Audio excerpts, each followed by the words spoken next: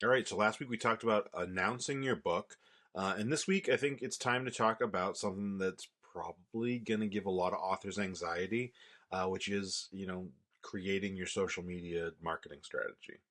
Um, I've heard from a lot of authors on Reddit, for example, that, I'm introverted and I don't really want to, get out there, and I get that. So this is hopefully going to help you figure out a strategy, and then I don't know how to get you past, like, that stage fright introvert thing, but I think that there are little ways in which this strategy will take some of the pressure off and allow you to do that.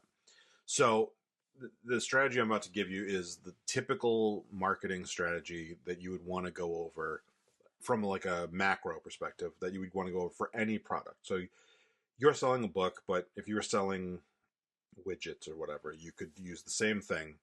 The social media side of things is daunting to people, but it's also, it's one of those things where if you are self-publishing, you need to be able to do it. And if you're trying to get a traditional publisher, they're going to want you to have a social media presence.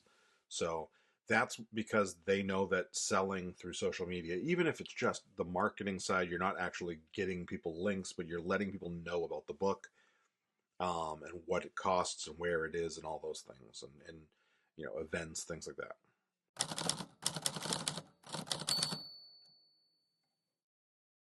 So there's a rule of threes that I think is really important when you're trying to understand social media marketing. And that is, you want to break your content into threes, and you want to basically have them be pretty even. So you want one third of your content to be entertaining, one third to be educational, and one third to be sales. And if you've ever worked in marketing, when you're dealing with the sales team, they want everything to be sales. And there is like a sense of logic to that may make sense, but if you don't question it. But I'm going to explain to you why you don't want to go full sales on this. And then once I explain it, hopefully that will you'll see that is not the greatest strategy, to go full sales.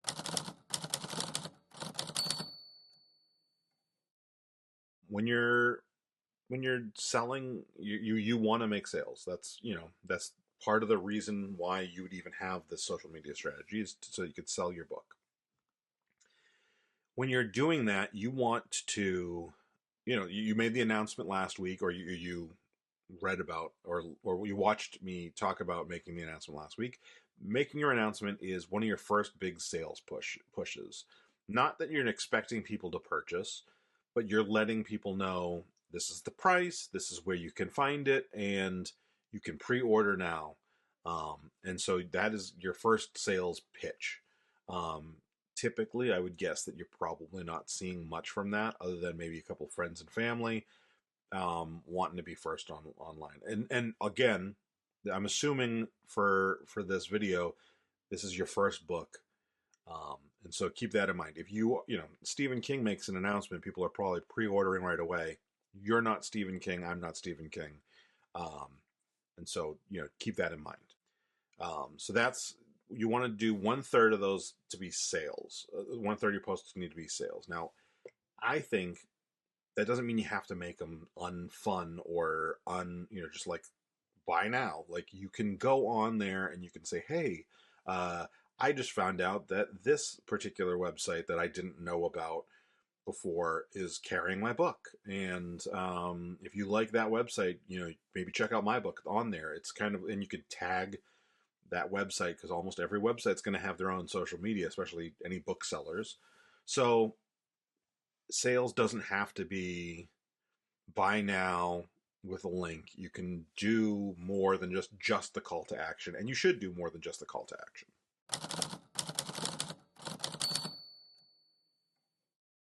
And this is where I think it will make the most sense to you. So the downside of the sales thing is, if you go all sales, nobody's going to want to follow your social media. You can pay for ads and try to, buy buy your way into people's feeds, but that's not going to, if it's just sales, that's not going to do great for you. That's advertising, and there is a difference between advertising and marketing. Marketing, needs to be more, full bodied. So entertainment posts are going to be a great way to build your audience. Because like think about it, you're on social media as an author because you want to sell your book, probably. And that makes sense, but your audience isn't on there because they want to buy a book.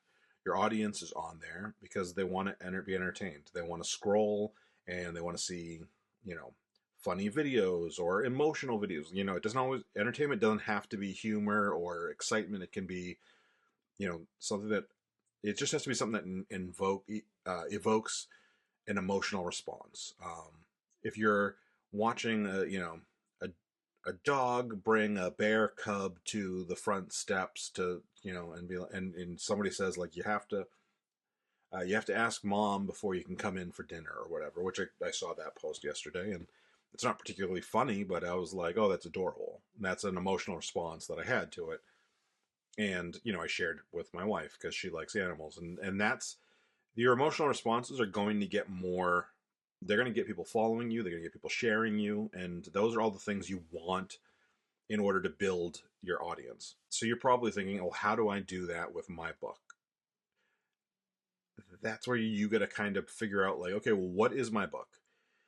So for my book, for example, one of the things that I did or that I'm working on right now as a marketing tool for my book is that I'm making a video, which I like fan casting videos like on YouTube, where they say like, oh, if they make another Batman movie, this is who I want to see play Clayface and whatever.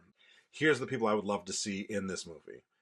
Or in a movie if they make one. And so I'm doing that for my book. I'm saying like, oh, if somebody were to adapt my book, this is who I think would be good cast. It helps me kind of let the audience know, okay, these are who my characters are, and this is who I think physically or character wise can embody that based on what they've done. And so it's like a way of kind of saying like, this is a little more about my book. And I'm not saying, hey, go buy my book. I'm just saying like, learn about my book. Which kind of leans into our education, but for my purposes, I think this is more of an entertainment thing than an educational thing.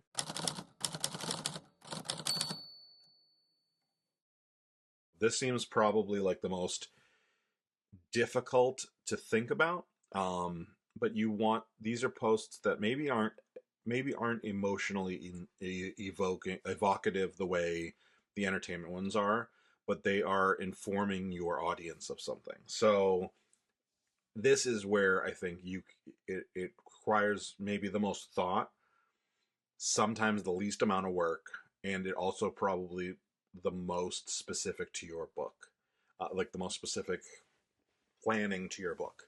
So, for example, my book, The Dinner Party, is about a character who is raised within a particular uh, dynamic, as far as like how purity culture wise, and taught about about certain things about sex, and then he enters kind of the real world, which is differing from that, and it's about how he adjusts to the conflict between the outside world and his religion, and his upbringing, and has to like make himself kind of a healthy member of society, uh, from a emotional and sexual maturity standpoint. So that is very specific to my book. I'm sure there's other books obviously that cover that, but like so that is a good thing for me to like kind of focus in on is if I see posts that people share about these problems in the real world, purity culture, and how it affects people later on in life, and how it can take I can reshare and repost those things and kind of reframe them. So that's one of the great things about social media is you've got sharing to your story, you have reblogging or re posting, and in those moments you have the opportunity to kind of say to it's educating your audience on that particular topic. It doesn't have to do necessarily with your book, but it's related, and it kind of makes people go, oh, okay, I understand this. And then when they're they're not seeing like, oh, this is just another sales pitch. They're saying, okay, well, I learned something and I'm engaging with this. Um, Now, depending on the topic, you might be, like my topic might actually weed out some people from the audience because my book is about something that is not going to be for everybody. So if I'm posting things that kind of are in that world, that may alienate a portion of a generic audience, but they probably wouldn't like my book in the first place. So you kind of have to balance that as well.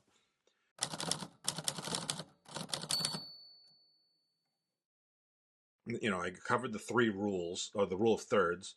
I want to talk about a last aspect of your social media strategy, which I think that a lot of people will forget, which is, you know, we call it, friending, since I think MySpace or Facebook, and, we had this idea of being friends, even though that's a very ambiguous term, but be a good friend.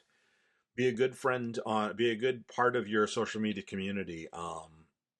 Engage. That doesn't mean you just post and like it when somebody comments. That means you engage in conversation.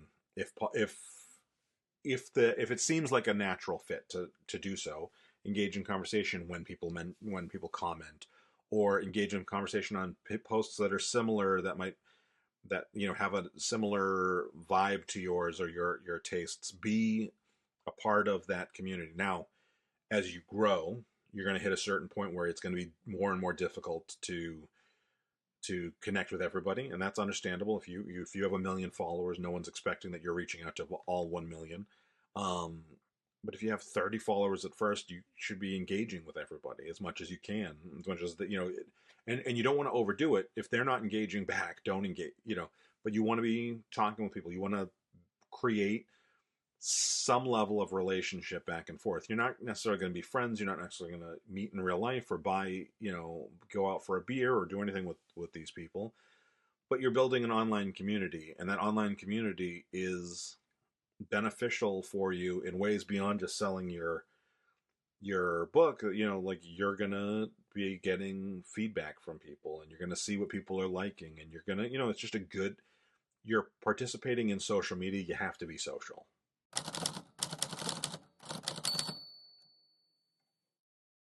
So next time, I want to talk about creating buzz for your book. This is where you get to kind of hand some of that work off, while also having to hand some of that control off. And it is, yeah, it's going to be a little scary, but we're going to do it together. So join me next week.